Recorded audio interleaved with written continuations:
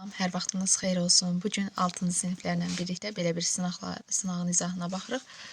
Deməli, sınaq 15 sualdan ibarətdir. Digər sınaqlar isə kanalda yerləşdirilibdir. Baxırıq birinci suala. Hansı cümlədə altından xətt çəkilmiş söz numerativ sözdür? Numerativ söz say və isim arasında işlənən sözlərdir. Baxırıq, şagirdlərdən ibarət dəstə gəzintiyə çıxdı. Burada dəstə sözü isimdir. O sevimli müəlliməsinə bir dəstə gül aldı. Burada bir saydı, gül isə isimdir, dəstə sözü isə numerativ söz olacaq. Cavab oldu B variantı. Baş bədənin tacıdır, gözlər onun daş, qaşı. Burada isə isim kimi gəlin billur stəkanda qonağa çay gətirdi. Burada isə isim kimi işlənibdir. 2-də isimlərin quruluş növünü nəzərə alaraq məntiqi ardıcılığı davam etdirin. Ümumiyyətlə, isimlər quruluşuna görə 3 cür olur. Sadə, düzəltmə və mürəkkəb. Baxırıq, təpə sadədir, yalnız kökdən ibarətdir. Müəllimlik, müəllim sözündən, müəllim bir şəxsdir. Müəllimlik isə sənət, peşə mənası bildirən isimdir. Yəni, yeni mənalı söz yaranıbdır. Lik leksik şəkilçidir. Çəkilik bir kökdür, ot bir kökdür, o isə qrammatik şəkilçidir. 2 dənə kök varsa, deməli mürəkkəb sözdür. Qələm isə bir kökdən ibarət sadə sözdür. Bizə lazımdır düzəltmə olsun. Yəni sadə düzəltmə mürəkkəb kimi ardıcıllıqdır. Düzəltmə burada olacaq. Çalışqan sözü sizi çaşdıra bilər ki, çalış sözün kökü, qan leksik şəkilçi. Bu sifətdir. Duyğu sözü isə düzəltmədir. Duy sözün kökü, hu leksik şəkilçi. Cavab oldu C variantı. Hansı cümlədə mənsubiyyət şəkilçisi qəbul etmiş isim var? Ellər gözəli Sənubər xanım gəzintiyə çıxmışdı. Qeyd edim ki, mənsubiyyət şəkilçisini fərqləndirməyi digər videolarda izah etmişdim. Mənsubiyyət şəkilçisi özündən əvvəl yəlik hallı söz tələb edir. Ya yəlik hallı söz cümlədə olmalıdır, ya da özündən əvvəl yəlik hallı söz gətirmək mümkün olmalıdır. Ellər gözəli Sənubər xanım gəzintiyə çıxmışdı. Ellərin gözəli. Deməli, burada ini bərpa elədim, ellər sözü oldu yəlik halda. Gözəli sözündə i şəkilçisi olacaq, mənsubiyyət şəkilçisi. Amma gözəl sözü sifətdir. Bizdən mənsubiyyət şəkilçili isim istəyir. A variantı olmayacaq. İsti çörəyi pendirlə yeməyi çox sevir. Burada İsti çörəyi, onun çörəyi pendirlə yeməyi çox sevir. Burada yəlik hallı söz gətirə bilmədiyimiz üçün B variantında i şəkilçisi təsirli halın şəkilçisi olacaq. Bu kitablar mənə hədiyyə verilib. Baxırıq, burada deməli, mənsubiyyət şəkilçisi qəbul eləmiş isim yoxdur. Sevincin çantası məktəbdə qalmışdı. Burada sevincin sözü yəlik halda, çantası sözündə S şəkilçisi isə mənsubiyyətdir. Yəni, yəlik, üstəgəl mənsubiyyət. Yəlik, mənsubiyyətlə əlaqələnib. Cavab oldu D variantı. 4-də hansı cümlədə təsirli halda olan isim var? Bir cümlədə bizə 2 şərt verir. İsim olsun, bir də təsirli halda olsun. Ümumiyyətlə, təsirli halın şəkilçisi I şəkilçisidir. Dediyim kimi, digər videolarda bunların fərqləndirilməsinə danışmışıq. I şəkilçisi deməli, mənsubiyyət şəkilçisi olur.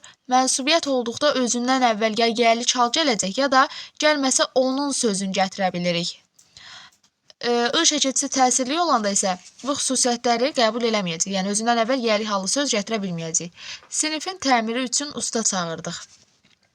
Sinifin təmiri. Burada olacaqdır, sinifin sözü yəlikdə, təmiri sözündə i olacaq mənsubiyyət. Çünki özündən əvvəl yəlik hallı sözlə əlaqələnib.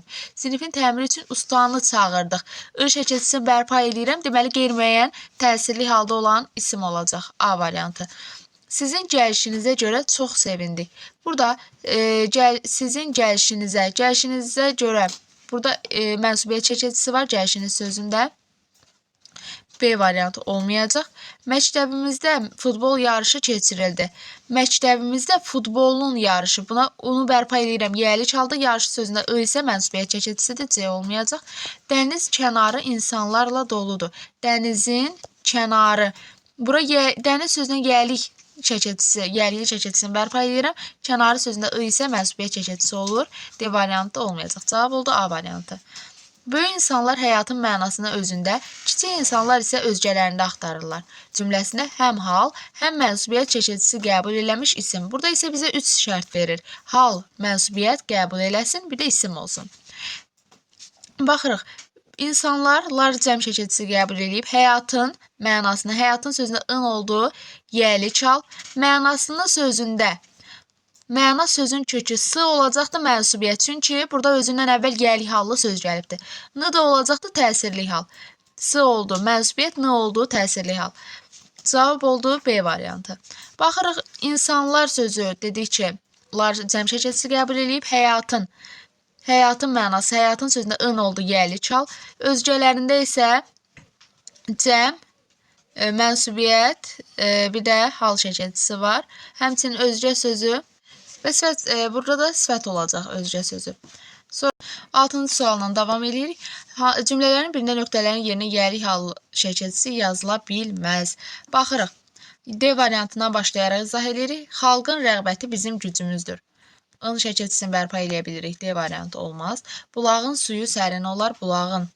Burada da ını bərpa edə bilirik. Məktəbin rəhbəri bayram münasibəti ilə təbrik məktubu göndərdi. Məktəbin. Göy-gölün şəhəri görkəmli şəhərlərdən biridir. Burada isə ın şəkilçisini bərpa edə bilmərik. Məsələn, Xəzər rayonu, Xəzərin rayonu deyə bilmirik axı. In şəkilçisini bərpa edə bilmirik. Amma yenə də deməli qeyri-müəyyən yəlik halda olan sözdür. 7-yə baxırıq. Cümlələrin birində say işlənmişdi. Baxırıq, tədbirə xeyli insan gəlmişdi. Say və zərfin də fərqləndirilməsini digər videoda izah eləmişdim. Saydan sonra əşya bildirən söz gəlir. Yəni, say əşyaya aid olur. Əşya dediyimizdə isimdir. Amma, deməli, neçə nə qədər sualına cavab verən sözdən sonra feil gəlsə zərf olacaq. Baxırıq, tədbirə xeyli insan gəlmişdi. Xeyli, burada say kimi işlənibdir.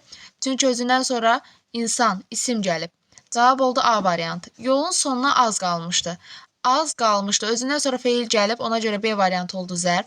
Körpələrin səsi bütün binaya yayılmışdı. Burada say işlənməyib. Keçən ildən bəri çox dəyişmisən. Burada isə çox feilə aiddir deyə olacaq zərf kimi. 8-ə baxırıq. Hansı cümlədəki sifət ismə aid qrammatik şəkilçi qəbul eləmişdi? Qocalar qayğıya ehtiyac duyur. Burada qoca sözü sifətdir, lar şəkilçisi isə cəm şəkilçisidir. Sifət isimə aid qrammatik şəkilçi qəbul edərək isimin sualına cavab verir və isimləşib. Cavab oldu A variantı. Həyətdəki uşaqların səsi məni narahat edirdi. Burada həyətdəki sözü sifətli və ismə aid heç bir qrammatik şəkilçi qəbul etməyib. Birincilər 11-cilərə gül dəstəsi verdilər. Burada sifət isimləşməyib, amma isimləşən nitq hissəsi saydı. Birincilərə və 11-cilərə. Deməli, birincilər sözündə cəm şəkilçisi qəbul edib. 11-cilərdə isə cəm və yönlük halın şəkilçisini qəbul edib. Ona görə C variantı uyğun olmayacaq. Yaxşılıq heç vaxt itməz. Burada isə sifət yoxdur. D variantı olmayacaq. Uyğunluğu müəyyən edin. Yəni, bunların quruluşca növlərini nəzərə alaraq uyğunluğu müəyyən edəcəyik. Müəllim yalnız kökdən ibarətdir. Deməli, sadə isimdir. C variantı. Mehmanxana. Burada mehman deməli, sözün köküdür. Xana isə leksik şəkilçisidir. Ona görə düzəltmə isimdir. Dəmir-dümür. Dəmir-dümür isə mürəkkəb isim olacaqdır. 2 sözdən ibarətdir. Dev isə yazılan mürəkkəb sözdür, hansı ki, birinin mənası var, digərinin mənası yoxdur. Cavab oldu 1C, 2A, 3B, B variantı. 10-cu. Hansı cərgədəki sözləri leksik şəkilçisi artırmaqla mücərrəd isim düzəltmək olar? Baxırıq. Dənizçi, tarixşünas. Bu konkret isimdir. Və buna lik şəkilçisi artırsaq, dənizçilik sənət peşə bildirir. Tarixşünaslıq yenə də sənət peşə bildirən mücərrəd isim düzəltmək olacaq. Məktəbli və iştirak sözlərində yaxşılıq və ağac, bunlarda isə düzəltmək olmayacaq, yəni mücərrəd mənalı isim. Odunçu mətnindən baxırıq. Günlərin bir günü 2 odunçu meşədə ağac kəsirdi. Onlardan biri ağac kəsməyə səhər tezdən başlayır, dincəlmirdi. Digər odunçu axşam olanda evinə getsə də, o kəsim işinə ara vermir, gecəyə qədər işləyirdi. Onun çoxlu ağac kəsib yığmaqdan başqa işi yox idi. Beləcə bir neçə gün keçdi. Onlar işi başa vurdular. Nəhayət, kəsdikləri odunları üst-üstə qaladılar. Nəticə gecə-gündüz çalışan odunçunun təəccüblənməsinə səbəb oldu.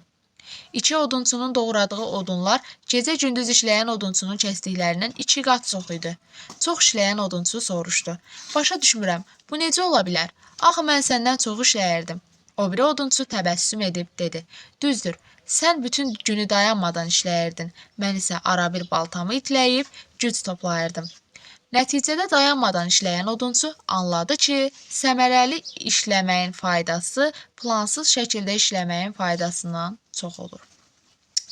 Mətnlə tanış olduğu indi baxırıq suallarına. Biri altından xətt çəkilmiş sözü əvəz edə bilməz. Altından xətt çəkilmiş sözlərə baxırıq. Deməli, faydasından sözdür. İşləməyin faydasından, xeyrindən olar, səmərəsindən, mənfəətindən olar, amma əziyyətindən olmaz. Həmçinin əvəz eləyə bilmirik. Deyir ki, səmərəli işləməyin faydası plansız şəkildə işləməyin əziyyətindən çox olur.